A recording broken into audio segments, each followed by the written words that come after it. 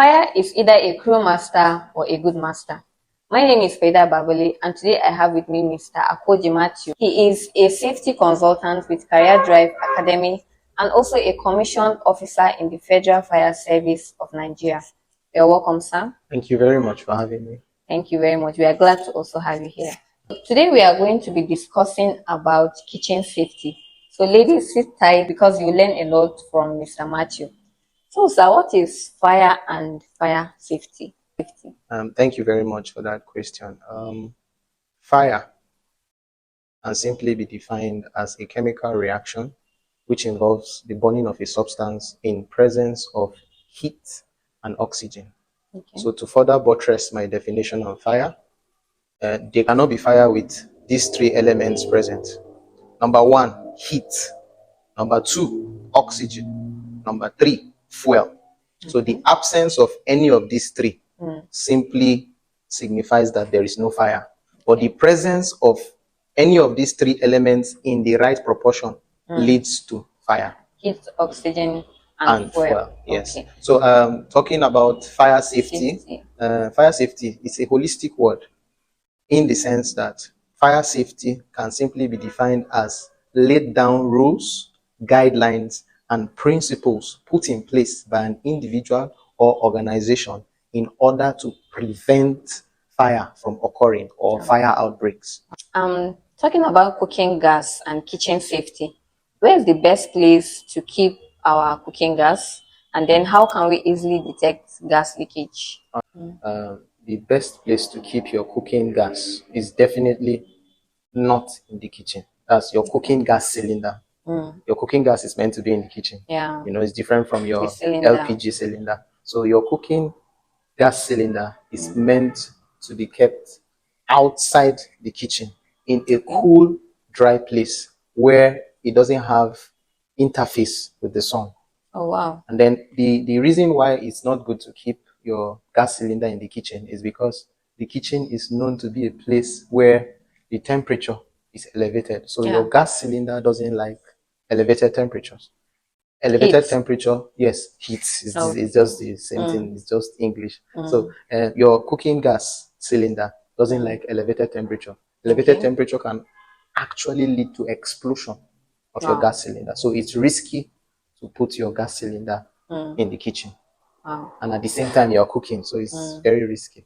Wow. Yeah. And then when you talk of detecting of leakage, technology has made that easy now. There are devices you can actually use to detect if your gas cylinder is leaking.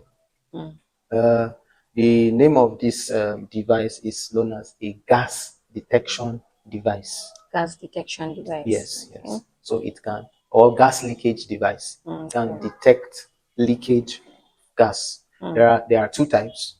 You can either have the one you install on your wall or the ceiling of your kitchen, or the one that you can use to, you know, navigate around the cylinder to detect areas that are leaking. Most times the leakages are found in the joints. Okay. You see the joints of the cylinder or the hose connected to the regulator. So those are the basic places leakages are found. And mine presently is in the kitchen, so I'll have to go and remove it now. Most definitely, you've learned today, so God has been helping you. Yes. So talking about when there is fire or when there is a leakage, there is a high probability of fire to occur. Yes. So when there is fire, how can we, easily put it off? And also, what are the things that can easily ignite fire if there is a leakage? In the kitchen. Okay. First and foremost, your kitchen is supposed to be arranged. There's what we call good housekeeping and poor housekeeping.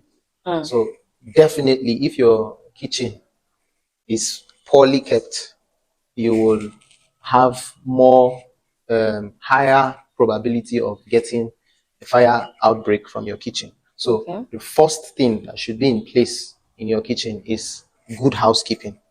All right. I think that would be a topic for another day. Good housekeeping. That's keeping the flammable substances far away from what can, easily ignite them. You understand? Like, cooking oil is flammable. There's no point putting cooking oil close to your cooking gas.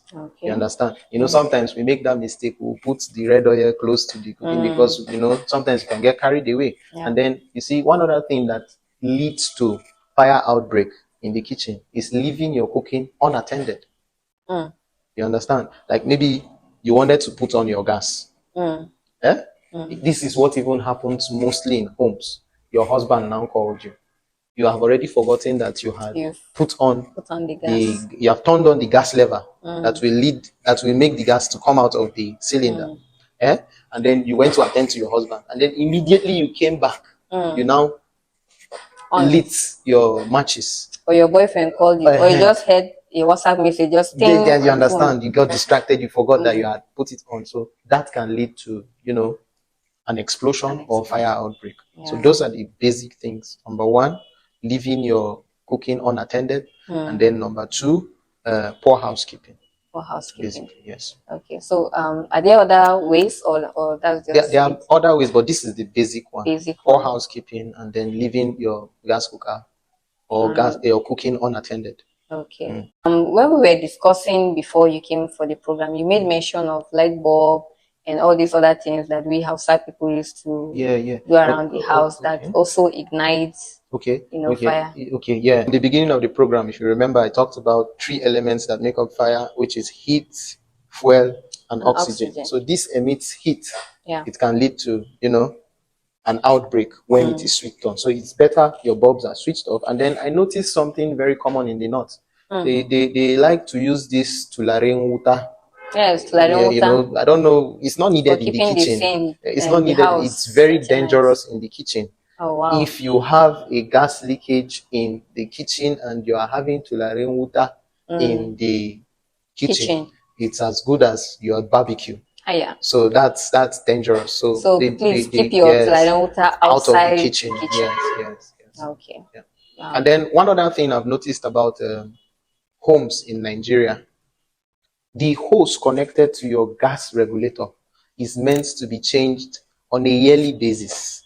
Oh, really? Some people have used their own from the day they bought the cylinder till date.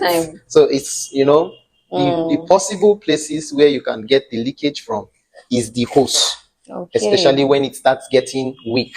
There is this wear and tear that comes because it's outside the house, and then sun, rain, all those weakens it. So you have to change it yearly. And then to prevent leakage, when your gas is not being used, turn off the regulator. Turn it off. Because when it is on, the gas always flows to the gas cooker, right? The gas from the cylinder flows to the gas cooker. But when it is off, there is no flowing. There's no longer flow. So that will help to save a lot of homes from fire outbreaks. Wow. Wow. I think we've learned a lot from all that Mr. Matthew have told us and informed us and also educated us today. Before we wrap it up, is there any final advice that you want to give us about kitchen safety? The final advice I would like to give Nigerians is simple. You should understand the importance of safety and that your life depends on it. So I'll be giving us safety tips in the kitchen. Number 1, your fire extinguisher and your fire blanket must be handy. And then everybody in the house must be taught how to use the fire extinguisher and the fire blanket. And then number 2, I laid emphasis on poor housekeeping. Make sure your kitchen is clean at all times. Make sure your kitchen is clean at all times. Don't just muddle stuffs up in the kitchen. Remember, one of the elements that make up fire is fuel. Those things you have muddled up are fuel. And so when there is a leakage and then commensurate heat and oxygen, those things are the first things that will get burnt. All right? And then we should practice exit drills. When there is a fire outbreak, the door that you are supposed to use to escape should always be open. And then, the routine should be practiced with every member of the family. I think with these able points, you will be able to be safe Okay. Yes. Fire service are very much available, and we are going to drop their contact so that in case of fire or any problem, you can easily reach out to them. I know you have a lot of questions. You can easily drop your questions in the comment section. And this is not the last we are going to see Mr. Akoji. We are going to come back again with other safety measures that we should be careful of. Like he said, we should be safety conscious. We shouldn't act as heroes. Always call the fire service in case of any problem. So thank you very much, sir. We are grateful for having you here. I'm grateful too. And see you next time. Thank you very much.